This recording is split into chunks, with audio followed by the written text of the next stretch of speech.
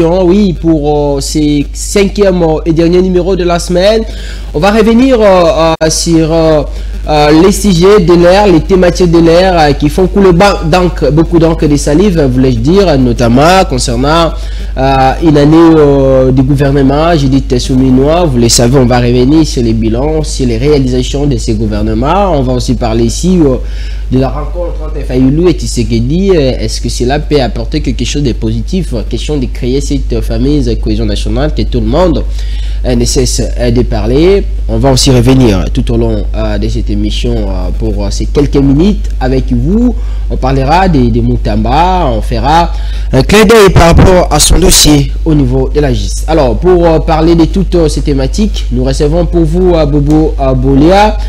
Il est journaliste et analyste politique. C'est avec lui qu'on va essayer de discuter justement pour vous permettre de comprendre ce qu'on va dire ici. Bonjour et bienvenue. Bonjour Roland, merci beaucoup de cette invitation, de cet honneur que vous me faites de participer aujourd'hui dans cette émission.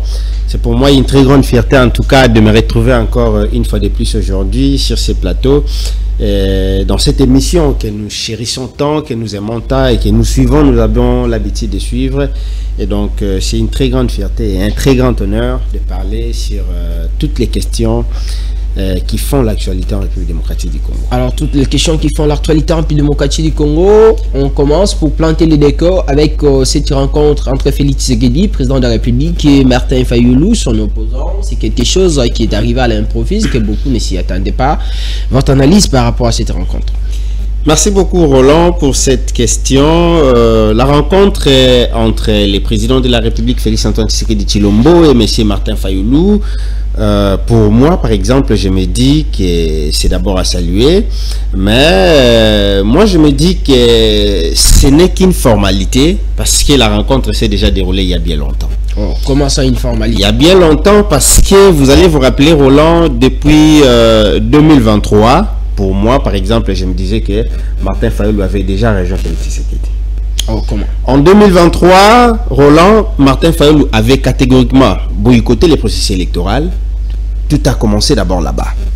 Tout le processus électoral était refusé par Fayulu et Fayulu a même refusé à ses cadres, à ses militants de participer. Il leur a privé de ses droits de prendre part aux élections et à la fin, on a vu Fayulu qui s'est présenté comme candidat président de la République seul. Et je me dis, étant que seul, comment Félix Fayulu allait avoir, par exemple, la majorité au niveau du Parlement? Comment Fayulu allait être accompagné pour la mise en place de sa politique au profit de la population? Et il y avait beaucoup de questions comme ça. Et ça poussait à dire déjà que non, Fayulu avait joué le jeu du pouvoir.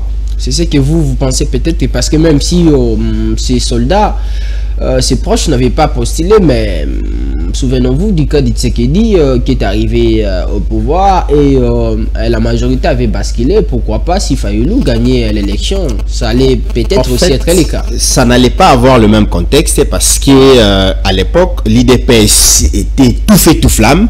En 2018, vous allez vous rappeler, l'IDPS était tout fait tout flamme et aussi Félix Tshisekedi était autour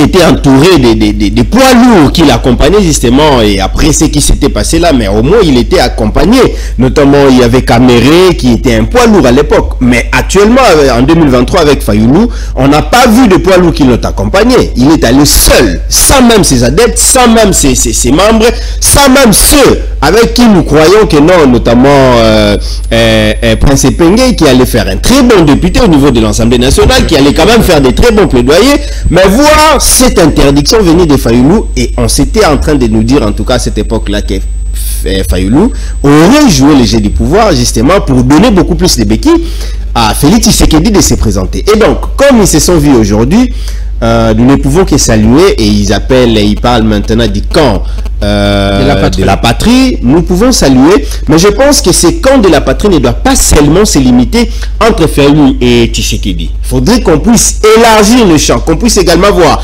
quels sont les autres partis notamment de l'opposition, qui peuvent également faire bloc autour de ces camps de la patrie pour que nous puissions sortir de cette impasse, de cette situation, de cette crise qui nous gangrène. Je prends l'exemple ici, étant que journaliste et analyste politique, il y a bien des partis de l'opposition, dont la base républicaine que je voulais bien faire mention ici, ces partis qui viennent de voir le jour il y a à peine, je peux dire 4 mois, mais qui est en train de se planter partout et dont je lis à lire en fait leur projet de société, je lis leur document parlant de la sortie des crises justement que nous sommes en train de traverser aujourd'hui, et je me dis que c'est aussi des partis que le pouvoir peut également prêter main forte avec son président Igor Sundisala, ce sont généralement des partis que le pouvoir peut également prêter main forte. Il y a de l'autre côté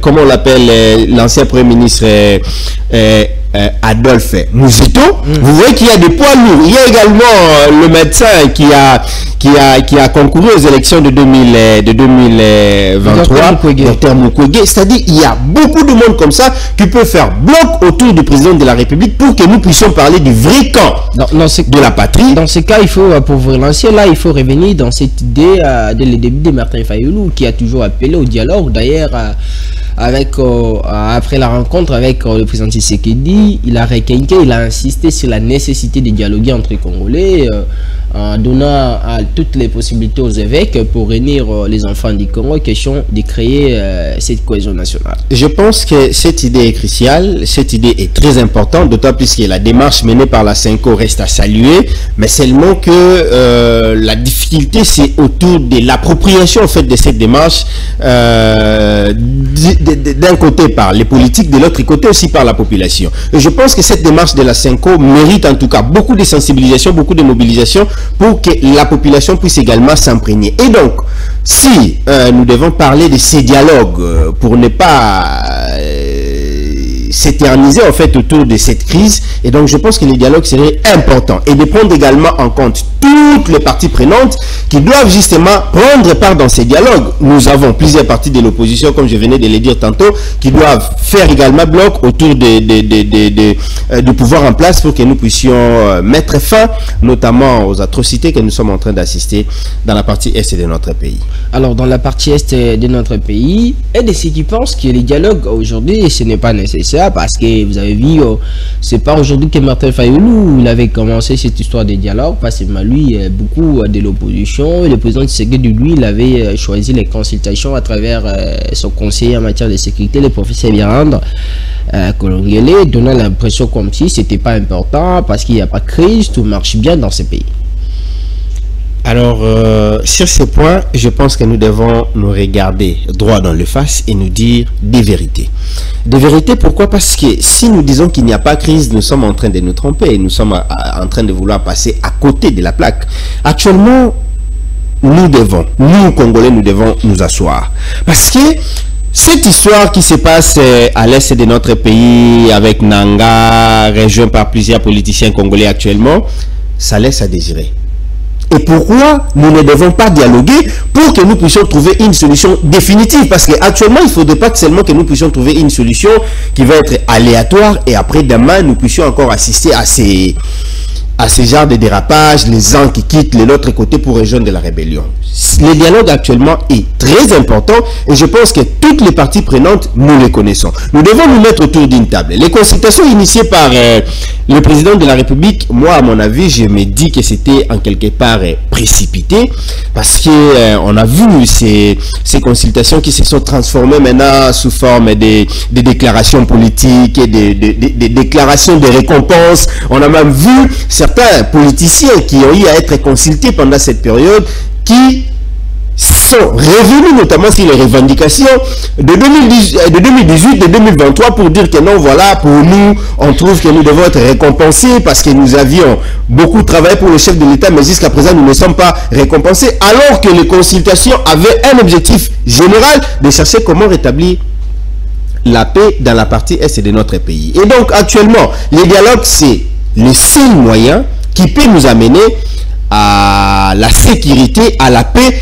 tant chercher, tant crier je sais pas, au niveau international, au niveau national ici, nous devons nous mettre autour d'une table pour discuter, pour nous dire la vérité. Et voilà pourquoi je reviens encore sur ce que je vous ai dit tantôt, la proposition faite notamment par ces partis politiques que je suis en train de suivre actuellement, que je suis en train d'apprécier actuellement, qui a eu à faire 4 propositions pour que la République démocratique du Congo puisse certainement sortir de cette crise. Il s'agit notamment du rétablissement de l'autorité de l'État sur toute l'étendue du territoire national. Pour que nous puissions rétablir l'autorité de l'État sur toute l'étendue du territoire national, nous devons nous mettre autour d'une table, discuter, parler d'une manière franche et vraie de toutes les questions qui nous gangrènent afin que nous puissions trouver la solution. Il y a également la fin des cycles de violence. Nous devons nous parler autour d'une même table pour que nous puissions mettre fin à ces cycles de violence.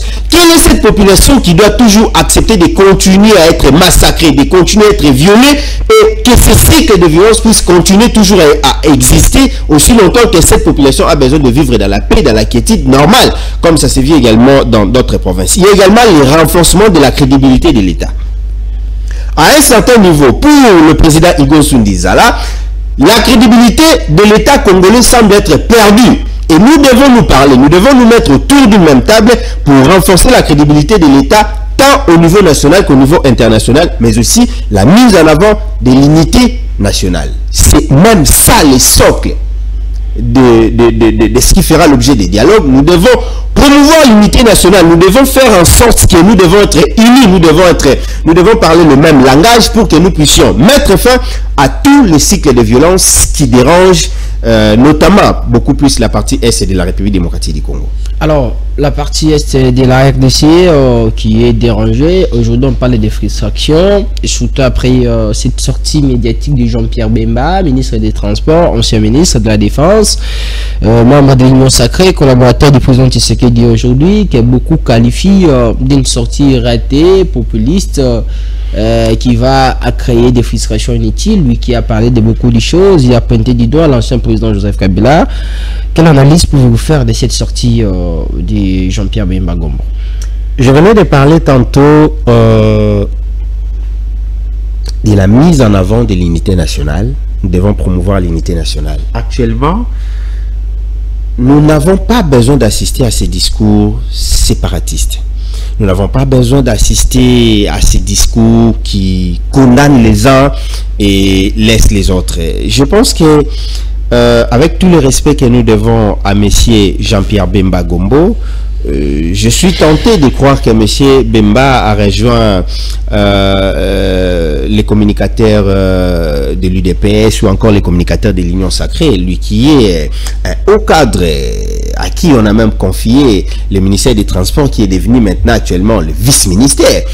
Et donc, je suis parfois choqué de voir M. Bemba se communiquer comme, se comporter plutôt comme les communicateurs de l'UDPS qui peuvent passer n'importe comment, raconter n'importe comment et dire des propos qui ne sont pas contrôlés. Et dernièrement, je pense que c'était hier, j'étais en train de suivre Monseigneur Donatien Cholet qui a dit aux fidèles catholiques de prier en faveur de M. Bemba, parce que quelque part, nous ne comprenons pas si M. Bemba devait se substituer en ministre de la communication, en ce sens, parce que la seule personne que nous connaissons qui peut avoir l'autorisation des communiquants en faveur du gouvernement, c'est le ministre de la communication. Mais voir ce que M. Bemba est en train de faire, je ne sais pas s'il est en train de chercher encore à se faire aimer, à se faire chuchoter par M. Félix Antoine Tshisekedi. Ça, nous ne comprenons pas. Et pour moi, personnellement, je me dis que de tels propos n'ont pas raison d'être. De tels propos ne méritent pas d'être mis à la place publique, d'autant plus que nous sommes en train de chercher comment promouvoir l'unité nationale et voir de tels propos qui arrivent à séparer les Congolais, à jeter même de l'opprobre aussi l'identité des certains Congolais. Bemba sépare les Congolais quand il dit que Kabila n'est pas Congolais, c'est Rwandais, c'est que ça sert, comment elle s'appelle, Jeannette, c'est normalement c'est la petite sœur. Pourquoi il doit le faire maintenant? Pourquoi il doit le faire maintenant? Pourquoi il doit le faire maintenant? Parce que M. Bemba travaille avec Kabila. Il a été vice-président avec l'époque, avec 1+4. Pourquoi il ne l'a pas fait à cette époque-là? Parce que ses intérêts étaient privilégiés à cette époque, on peut le dire comme ça. Parce qu'il aurait pu réveiller les Congolais à cette époque-là. Il aurait pu dire aux Congolais, voilà, cette personne, il aurait même pu refuser cette offre qu'on l'avait offerte à l'époque. Pour dire que non, voilà, je constate que monsieur Kabila, c'est un Rwandais, je ne préfère pas être vice-président à l'époque. Mais pourquoi il doit le faire maintenant? Et maintenant, au moment où nous sommes en train de chercher l'unité nationale, et aussi, il s'est passé combien d'années depuis que M. Bemba a été vice-président depuis cette époque-là?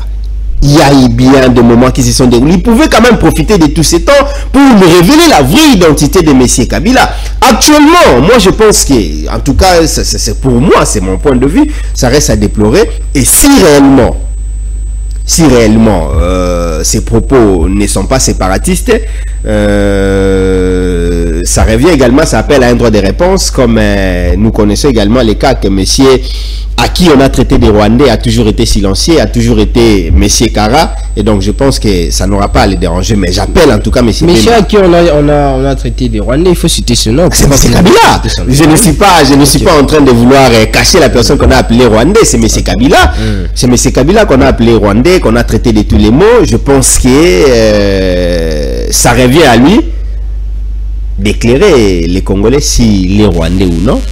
S'il est ou non par rapport aux propos tenus. Est-ce que la justice doit interpeller Jean-Pierre Bemba? Vu qu'il a des choses importantissimes, il a des révélations à faire, est-ce qu'on ne peut pas l'interpeller pour qu'il puisse quand même dire la vérité à toute la République? Parce que des vérités comme ça, quand quelqu'un les dit à la télé, on ne laisse pas comme ça. Vous savez, ça s'est passé comme ça avec M. Nicolas Kazadi. Quand M. Nicolas Kazadi a fait sa sortie médiatique, qu'est-ce qu'on n'a pas dit à la justice? Qu'est-ce qu'on n'a pas interpellé à la justice? Qu'est-ce qu'on n'a pas crié à la justice d'interpeller M. Nicolas Kazadi? Parce que M. Nicolas Kazadi a mis à nu comment les choses se font au moment où le projet arrive, au moment où les gens doivent se parler, et au moment où le projet doit se faire. Comment M. Nicolas Kazadi nous a montré d'une manière claire comment les choses se font. Et je pense qu'ici, ça revient également à la justice congolaise d'inviter M. Jean-Pierre Bemba, d'apporter tous ces éléments de preuve qu'il a, toutes les pièces justificatives qu'il a, pour justement que la vérité soit établie autour de la nationalité de M. Kabila. Surtout si tel est le cas, que la justice s'en prenne. Est-ce que peut-on parler d'un règlement des comptes? Parce que vous savez, c'est à l'époque de Kabila que Bemba a été arrêté, amené à la CPI. Bemba n'est-il pas en train de régler ses comptes à Joseph Kabila? Un règlement des comptes, quelque part je pense que oui, mais on doit également voir de quelle manière nous devons faire ce règlement des comptes. Et à quel moment également que nous pouvons faire ce règlement des comptes. Et si nous devons reculer à l'époque où Monsieur Bemba est allé au niveau de la CPI, certainement c'était à l'époque de monsieur Kabila quand il était encore au pouvoir, mais il y avait plusieurs façons pour Bemba de chercher comment faire des règlements des comptes, mais par des voies médiatiques, par des propos. Vous savez, quand Bemba fait toujours des sorties médiatiques, il y a toujours quelque chose qui cloche de plus, quelque chose qui patouche dans les oreilles, et je pense que c'est pas une bonne façon de faire les choses. Qu'il soit rwandais ou qu'il soit congolais, si la justice trouve important de s'imprégner de ces dossiers pour dénicher réellement la nationalité de M. Bemba, je pense que ça serait également plutôt de M. Kabila, ça serait également une très bonne chose. Mais actuellement, au moment où nous sommes en train en tout cas de chercher à prôner l'unité nationale, à mettre les Congolais autour d'une même table, je pense que ces propos ne peuvent pas se tenir actuellement. Alors, puisque vous parlez de la justice, quelqu'un me disait hier, Daniel, justice c'est Yibi justice. Quelqu'un me disait comme ça, Ngala, justice c'est Yibi justice. Alors, on va parler de Constant Moutamba, lui. Ça fait sourire. Voilà, ah oui, quelqu'un me disait, justice c'est Yibi justice. Naseka Ikara, justice c'est Yibi justice. Ah, justice. Alors, le président Tshisekedi, l'autre fois, il parlait, il a dit justice malade. Et en plus, on a nommé à la tête de ce ministère en gêne Constant Moutamba qui est venu, dont beaucoup de gens espéraient que les choses allaient changer. Aujourd'hui, en voyant tout ce qui se passe, Mutamba, lui qui est accusé dans cette histoire de détournement des 19 millions de dollars, les frais destinés à la construction de la prison de Kisangani, Bemba qui a été auditionné par les procureurs généraux après la Cour de cassation à travers l'avocat général de la République. Et aujourd'hui, les procureurs demandent qu'on puisse comment les juger publiquement. Ils demandent réquisitoire du procureur pour la Cour de cassation à l'Assemblée nationale. Mutamba qui a répliqué pour contester, pour refuser les juges de la Cour de cassation. D'autre part, d'un théâtre judiciaire, vous, comme jeune, quand vous voyez tout ça, un jeune à la tête de ce ministère, on parle toujours de cette jeunesse qui est l'avenir de demain. Ce dossier de Mutamba, quelle analyse pouvez-vous faire? Roland, vous savez, même dès l'entame de cette question, ça nous a amené un peu à rire sur ces plateaux. En droit, il y a 3 éléments pour déterminer l'infraction. Voilà. L'élément légal, l'élément matériel et l'élément intentionnel. Si aujourd'hui, à la tête de ces pays, le président de la République a même décrié que la justice de ces pays était malade, alors je pense que nous sommes allés maintenant au-delà de la maladie et la justice congolaise maintenant, je ne sais pas si on doit dire en train d'être enterrée, et je ne sais pas si on est en train de théâtraliser la République démocratique du Congo en ce qui concerne la justice. Justice Aïbi, justice, ça fait rire. Ça fait rire parce que si vous analysez les 3 éléments que je viens d'évoquer tantôt, vous allez vous rendre compte que si ces dossiers méritent en tout cas d'être amenés trop loin, c'est beaucoup plus à ce qui concerne l'élément intentionnel. Vous comprenez? Parce que jusque-là, on est en train de nous dire que voilà, l'argent était là, l'argent était placé ceci, l'argent était placé cela, mais quelle était l'intention qui vous a conduit à faire ces placements? Ça, c'est la plus grande des choses. Alors, moi, d'abord, au début, j'étais en train de dire que le ministre de la Justice, quand il est arrivé au pouvoir, en tout cas personnellement, dans tous les plateaux que j'ai passés, je ne suis pas en train ici de mettre en cause les efforts qu'il a eu à fournir pour justement redresser ce secteur, mais connaissant la personne, je me disais que nous allons assister à des théâtralisations. Au début, tout a commencé avec l'histoire des poisons. Jusqu'à présent, en tout cas, moi je n'ai jamais cru, Roland, si permettez-moi en tout cas les termes, si je vais t'empoisonner, je ne mettrai pas les poussières que toi tu vas voir sur ta chaise. Un poison qu'il a mis ça fragile après 2 jours, 3 jours comme ça. Je ne mettrai pas d'abord les poussières que toi tu verras sur ta chaise. Vous comprenez? Actuellement, il y a plusieurs façons que nous comprenons. Nous ne sommes pas dans ça, mais nous voyons, nous entendons comment ça se passe. Donc, si je vais empoisonner Roland, je vais venir, je prends les poussières, je mets pour qu'au moment où Roland va venir puisse voir réellement que ça, c'est les foufous, ça, c'est les poudres. Comprenez un peu que c'était une façon de jouer de nous. Et moi, je me dis par rapport à ces procès, j'évite d'aller trop loin, mais je dis à la justice de faire son travail. Si réellement le ministre de la Justice a volé la justice congolaise, que la justice s'en prenne, s'il faudrait même aller dans des condamnations, parce que moi, je ne comprends pas. Quelqu'un qui est venu avec des bonnes intentions, qui dit on m'a proposé de l'argent, je n'ai pas voulu, on m'a donné des voitures, on m'a donné... Il y a des tournements, tout ça. J'ai pris part à cette conférence qui était justement... Oui, j'étais présent. J'étais présent au niveau du centre culturel. Et c'était catastrophique. Vous voyez le ministre quand il se met debout avec l'arrogance, et vu qu'il savait qu'il était devant les jeunes. Et donc, toutes ces histoires, moi en tout cas, je me dis, et voyez la manière dont il a commencé aussi à répondre au procureur général. Il s'est mis devant le palais de justice, il a commencé à raconter du n'importe quoi, et c'était de l'enfantérisme politique.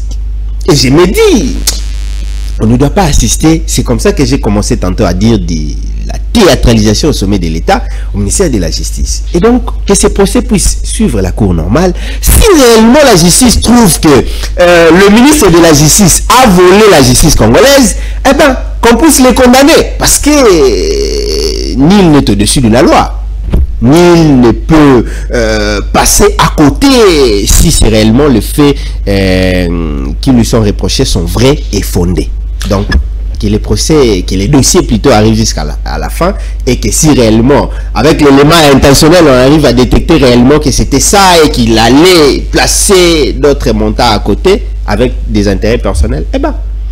Mais c'est quand même quelque part, surtout si le dossier arrivera à la fin, ça sera une honte pour nous, le jeune. Ce sera une déception pour nous, le jeune, parce qu'on a quand même vu un jeune qui est arrivé au sommet de l'État avec son âge, avec des ambitions claires, et qui se retrouve aujourd'hui dans la boue, dans la perdition, dans les vols.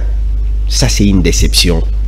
Une très grande déception. Voilà pourquoi, quelque part, je ne cesse jamais de m'accrocher à cette idée du parti politique, la base républicaine, qui parle du renouvellement de la gouvernance politique. Nous devons renouveler la gouvernance politique. Au-delà du fait que nous devons aller dans le sens de renouveler la classe politique, le renouvellement ne passe pas seulement par des jeunes, mais par des personnes qui sont conscientes, par des personnes qui sont animées de la bonne volonté de faire avancer la République. Et donc, nous devons renouveler cette gouvernance de la politique de notre pays pour que nous ne puissions plus assister à des histoires pareilles, un ministre de la Justice qui vole la justice de son pays. Alors,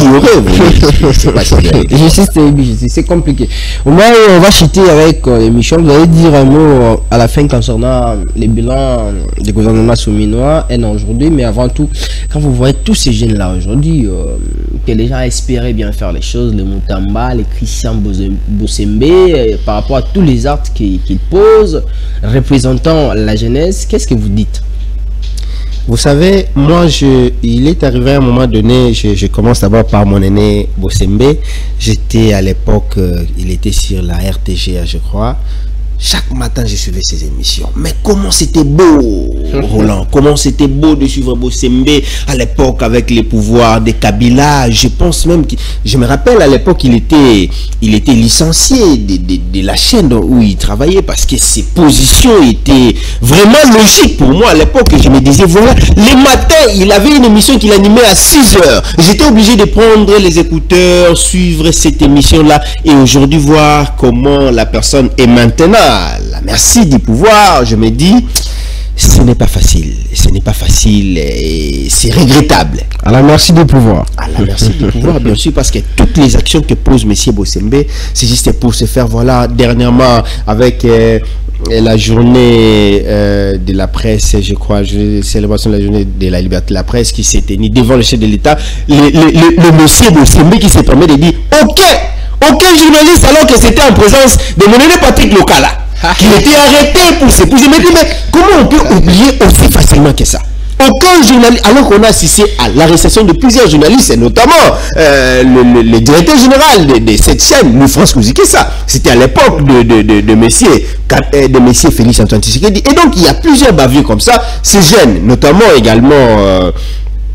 les DG de l'ARSP actuellement qu'on est en train de soupçonner des détournements, monsieur Moutamba qu'on est en train de soupçonner des détournements, et donc c'est une déception. C'est une déception pour nous, les jeunes, pour que nous puissions réellement avoir des repères, réellement avoir des personnes en qui nous pouvons faire confiance. C'est vraiment une déception. Mais nous les appelons, il n'est pas encore tard. Ils peuvent encore se rattraper, mais aussi à ceux qui restent encore, qui sont en train de faire beaucoup d'efforts, fournir beaucoup d'efforts pour aider la République à aller de l'avant, de ne pas se détourner de leur vision, de ne pas se détourner, de ne pas se laisser faire, en fait, de ne pas se laisser chérir lorsqu'ils auront X ou Y responsabilité, surtout agir avec intégrité pour servir dignement la République démocratique. Alors, vous placez un mot par rapport au gouvernement souminois et puis on conclut l'émission. Les gouvernements souminois, pour moi, jusqu'à présent, c'est une déception. C'est comme si nous étions en train de vivre à l'époque des Pépé Ilunga Ilunkamba. C'est une déception, c'est pas en tout cas à la hauteur de ce que nous étions en train de nous entendre pour que nous puissions réellement booster le développement pousser la population au changement, accroître même la situation sociale de la population. Jusque-là, en tout cas, c'est 0 sur 0. Rien n'est fait sur les routes, rien n'est fait sur la politique sociale, rien n'est fait sur, je sais pas, ça dit rien. Alors, rien.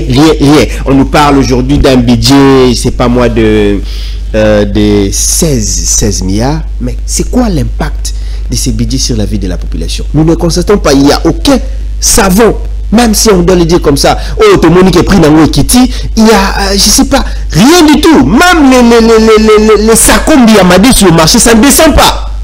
Rien ne change. Et donc, quelque part, je me dis, peut-être le président Félix-Antoine Tshisekedi aurait fait un mauvais casting avec Madame Souminois, parce qu'apparemment, elle semble être dépassée par la charge de toute la République, parce que c'est elle qui est censée mettre en place la politique qu'il faut pour que la population congolaise puisse s'y retrouver aujourd'hui, et surtout sur les infrastructures, les transports, surtout ça, la population. Vous savez, chaque jour, les autorités sont au moins injuriées par rapport à ce qu'ils font. Notamment le ministre des Transports qui s'attaque aujourd'hui à Messier Kabila, qui lui-même qui est totalement dépassé dans son secteur, qui est incapable de réguler les secteurs de transport, incapable de réguler les motards, incapable de réguler les chauffeurs qui commencent à se comporter en gangster. Mais la seule chose qu'il trouve à faire, c'est d'attaquer les uns les autres, sans pour autant trouver des solutions dans son secteur. Et donc, on appelle le président de la République, parce qu'on est en train de parler actuellement du gouvernement d'union nationale, je pense que toutes les actions devaient être mises en contribution pour que nous puissions assister aujourd'hui à ce gouvernement d'union nationale, pour que nous puissions également avoir des personnes dignes de leur rang, de leurs compétences, pour qu'ils puissent également apporter du tonus, un nouveau vent pour servir la République démocratique du Congo, parce qu'il y a quand même quelques-uns qui essayent au moins de se démarquer dans leur secteur. Ça, on ne peut pas l'oublier, on ne peut pas mettre tout le monde dans le même lot. Il y a notamment le ministre de la fonction publique, M. Liaou, il y a le ministre de Finances, dont par moment, je pense aussi, il est trop médiatisé, mais concrètement, il n'y a pratiquement rien. Il y a également la ministre des Affaires étrangères, il y a quand même quelques-uns, et le ministre de la Communication et médias aussi, qui pousse quand même avec cette histoire de la crise sécuritaire au niveau de l'Est de la République démocratique du Congo. Mais il reste le ministre de l'Agriculture, je ne sais même pas s'il fait quoi.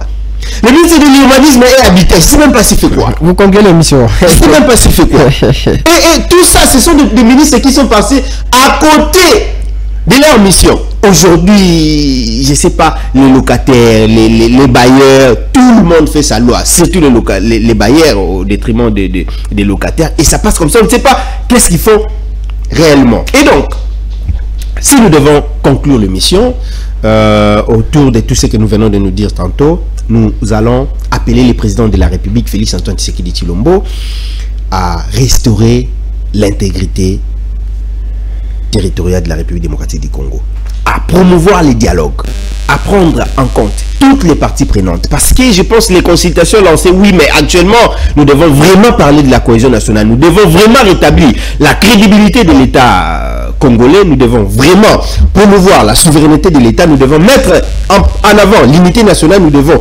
renouveler la gouvernance politique pour que nous puissions avoir un nouveau vent pour promouvoir le développement de la République démocratique du Congo. Voilà pourquoi, une fois encore, je salue la position prise par les partis politiques, la base républicaine, dirigée bien sûr par le président Igon Sundi Zala, qui est en train de faire des propositions au gouvernement de la République démocratique du Congo, au président de la République démocratique du Congo. Voilà pourquoi nous appelons également les chefs de l'État à les entendre, à les écouter, parce que ce sont des propositions qui touchent la vie des Congolais, qui touchent la gouvernance de la République démocratique du Congo, qui touchent l'unité nationale, qui touchent le rétablissement même de la paix dans la partie Est de la République démocratique du Congo, afin que tous les parties prenantes puissent se mettre autour d'une table, discuter, trouver des solutions pour rétablir et restaurer l'unité, la sécurité, mais aussi l'intégrité territoriale de la République démocratique du Congo. Bobo Bolia, journaliste et analyste politique indépendant. C'est un réel plaisir pour nous de vous recevoir sur ces plateaux. Pendant 40 minutes, on a analysé presque toutes les thématiques prévues. Merci d'avoir répondu à toutes nos questions. Merci beaucoup à vous également pour cette invitation. C'était pour moi une première, mais je pense que ça ne sera pas une dernière. Jamais. De prendre part à cette émission. Et donc, big salutations également au directeur général de cette chaîne, M. Louis France. Vous étiez ça. Mais également à vous qui m'avez invité. Merci beaucoup. Merci au maestro Issa Kalaka de nous avoir aidé à tourner cette émission. Merci à toutes et à tous de nous avoir suivis. Retenez ce que disent les sages ce soir. Nous ne venons pas des familles riches, nobles de la deuxième classe, mais nous savons pour habiter avec les autres, car la solidarité, c'est la tendance qui nous pousse à s'entraider à lundi pour le premier numéro de cette émission. Que vive la République, vive la RDC, restez-nous toujours fidèles.